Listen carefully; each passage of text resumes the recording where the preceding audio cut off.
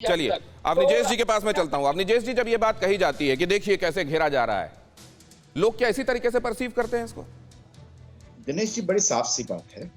ये पहली बार नहीं है। आपको ममता बनर्जी का कोई भाषण आप यहाँ पर चला दीजिए, उसमें कहीं भी ये कि हमने ये किया 10 साल में, नड्डा फड्डा खड्डा चड्डा, दैत्य दानव दुर्योधन रावण, मतलब सिर्फ ये कह करके वोट मिलना चाहिए क्या? ये कह करके वोट कोई देगा क्या उनको?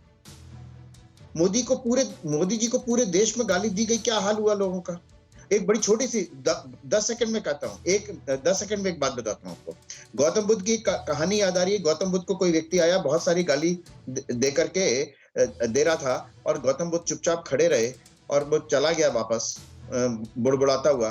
गौतम तथागत के शिष्य ने पूछा आनंद ने कि ये आपने इतनी सारी गाली दी, आपने कुछ नहीं कहा। उन्होंने कहा कि भाई, अगर कोई चीज आप देने आते हैं मुझे और मैं नहीं लेता तो आप वापस लेके जाते हैं ना, तो गाली लेके वापस चला गया। यही हाल है ममता बनर्जी का। गाली बहुत इकट्ठा हो जाएगा अगर ये बात है बादल देवनाथ जी, घर भर जाएगा फिर तो। लेकिन मैं उससे पहले कि आपके पास आऊं, एक अहम खबर बता दूं, आप सबको इसमें इंटरेस्ट होगा। पूर्व मुंबई सीपी परमबीर सिंह ने सीएम उद्धव को लिखा है लेटर। परमबीर ने महाराष्ट्र के गृह मंत्री पर गंभीर आरोप लगाए हैं। अनिल देशमुख ने वाजे को वसूली के लिए कहा था, परमबीर सिंह ने कहा है। देशमुख ने हर महीने 100 करोड़ की उगाही के लिए कहा था, यह परमबीर सिंह ने कहा है। परमबीर सिंह ने यह रहस्योद्घाटन किया है। उद्धव ठाकरे को जो खत लिखा है उसमें कहा है, जो गृह मंत्री हैं वो मुझसे उगाही के लिए कहते थे, 100 करोड़ का टारगेट दिया गया था। अनिल वजे को उगाही के लिए कहा गया था और उगाही का काम दिया गया था। 100 करोड़ रुपए का टारगेट दिया गया था। और अगर ऐसा है तो जाहिर है बहुत सनसनीखेज है। क्या यहां खेल चल रहा है? सरकार चल रही है या खेल चल रहा है? यहां आप देखिए, यह स्थापित करने की कोशिश की जा रही है परमबीर सिंह की तरफ से। और सवाल यह भी कि परमबीर सिंह अब क्यों मुंह खोल रहे हैं? अगर ऐसा था तो उन्होंने वक्त रहते विसिल ब्लो क्यों नहीं की? क्या इसके पीछे कोई और इंटेंशन समझा जा रहा है? जितेंद्र शर्मा हमारे संवाददाता इस बारे में और ज्यादा जानकारी दे रहे हैं। जितेंद्र, ब्यौरा दीजिए। बिल्कुल, देखिए, एक लेटर ये चीफ मिनिस्टर के लिए लिखा गया था परमबीर के द्वारा, जो कि पूर्व कमिश्नर है मुंबई पुलिस के।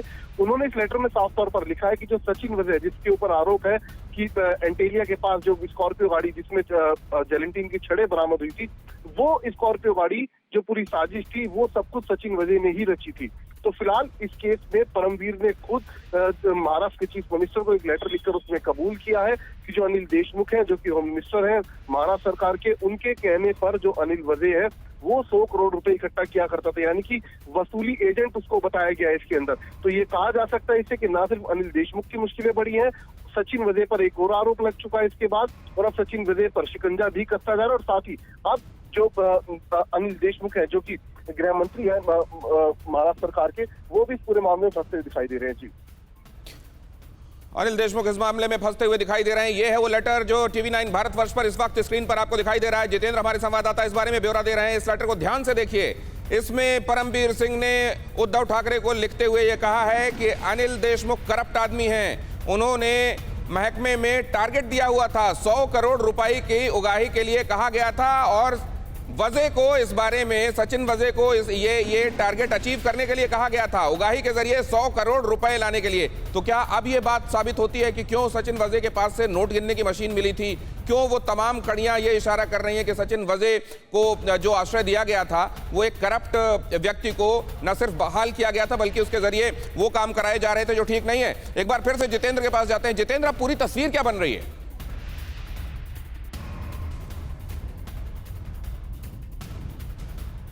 जितेंद्र, आप हैं क्या हमारे साथ? जितेंद्र शर्मा हमारे संवाददाता, एक बार फिर से उनको कनेक्ट कीजिए प्लीज। तब तक आप देख रहे हैं ये खबर, ये बहुत अहम खबर है और ये हिला देने वाली खबर है। अगर ऐसा है वाकई, तो निश्चित रूप से ये उद्धव ठाकरे सरकार के लिए आने वाले दिनों में बहुत बड़ा सवाल बनकर सामने खड़ा होने वाला है।